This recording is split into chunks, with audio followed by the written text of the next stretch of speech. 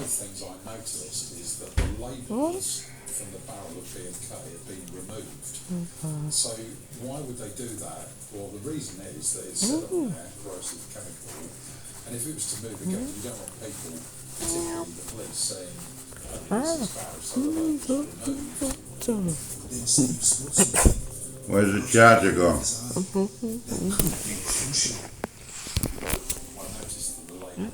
Where's the charger gone out of this? Where's the charger, mister? Go check with my brother in the sitting room or something. More than that, works on the labels. Officers question their suspects, but the entire group denies any knowledge of The fact that it was nothing to do with them, they just happened to be there. Fucking arsehole, she does it every time. I know, she could at least bring it back out. If the gang can be forensically There you go, linked to the labels on the barrel, You're welcome. the denials won't hold water. This was like winning the national lottery. We got a phone call saying that those fingerprints on the label belong to the main suspect. That is very, very powerful evidence. It proves that not only did the suspect know what was in the barrel, he was responsible for removing the label. The real turning point in this case was finding those fingerprints. And it's not the only forensic hit. Found some fingerprints on some of the glassware which again was good. Then Steve spots another clue that could have easily been missed. The crowning glory was a bit like a Cinderella story. I noticed there was an envelope that had been torn in half, and as it had been torn in half, it tore the postal franking in half.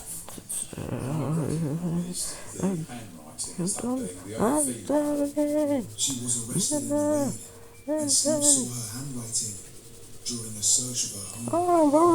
So we went back to her house and researched and we found the other half of the envelope. And actually we could put that together now, and ultimately these people did not know each other.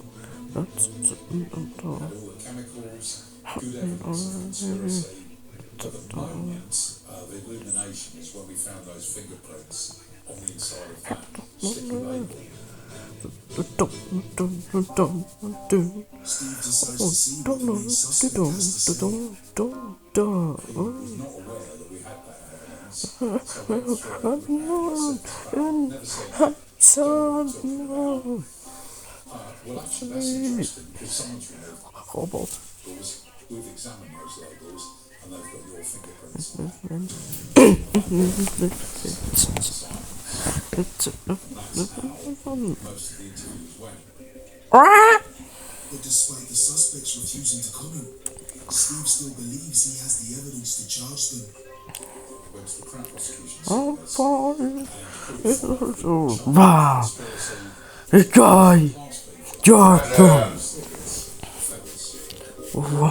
But when the case comes to trial, the jury can't make their minds up. They couldn't decide, so the case was discharged. It's a massive disappointment. After all of that work, the Crown Prosecution then need to make that decision. Do you go for it again or not? I wanted these guys to be convicted for a very, very serious offence. Anyway, after a much shorter trial, the jury went out after 3 hours. They came back and again, slipping into the vernacular, they potted all 5. The gang were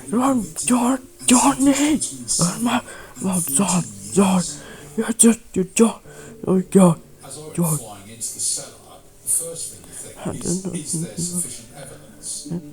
Mercifully, the evidence did unfold, and that key part was those fingerprints.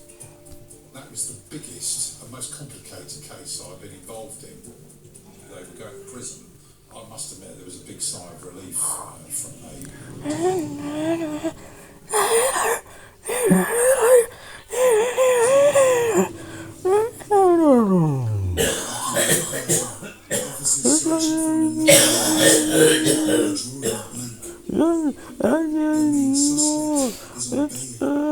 Killigan was confident, very plausible, and had an answer for everything. But senior investigating officer Trevor Fordy is convinced he's hiding something, so he puts him under surveillance. And soon,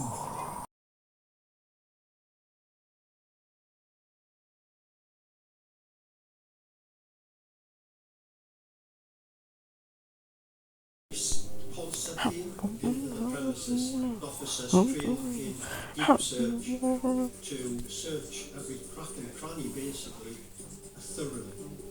the clock is ticking. Wesley could still be alive, and Trevor desperately needs a breakthrough. Then the specialist search team's painstaking efforts come up trumps. One officer found a tonal check stuck to the bottom of the The team put the pieces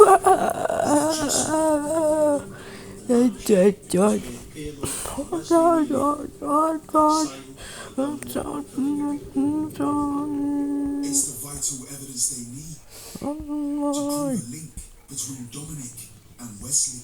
It was a breakthrough we couldn't believe, to be quite honest. It was an unreal piece of information, but it was something that obviously convinced everybody that this was the man who had abducted Wesley. Trevor confronts McKilligan. He Đó, admits it's a secret check, but claims he never made it out to Wesley. He said, yes, the check's mine. I've written out quite a number of checks, blank checks which I've signed, so he's clearly inserted the name Wesley Reed onto that check. It wasn't me. It's a real stumbling block, but Trevor has a final card to play.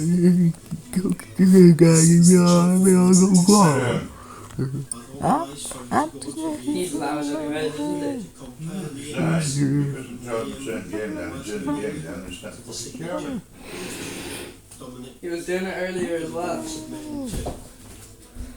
Lo and behold, He just loves to have that up. the same pen had been used for inserting the name Wesley Reed as it was used to sign the check. Jobben Adam. It was clear to me that Dominic Alright. filled out the check and failed to Wesley Reed for £750. Simply wouldn't work to put that out.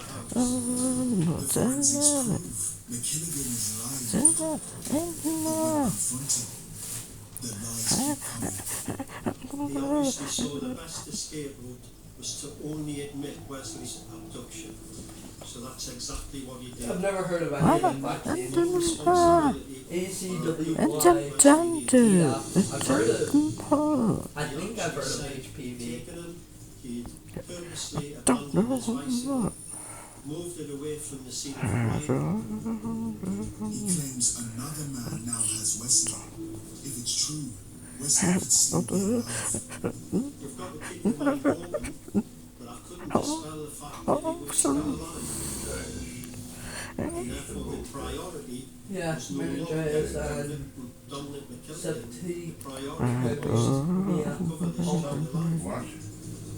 Whatever that says, 70 could be McKilligan keeps changing the story. Leukemia. But he's unmatched. septicemia. The dogged persistence of the detective's question. SCWY. Eventually admitted Damn. he had been That's responsible supposed to. for the death of Wesley. Isn't tetanus where you step on like a rusty nail? And then that will protect against cancers. Trevor's not convinced. Breakfast in the morning.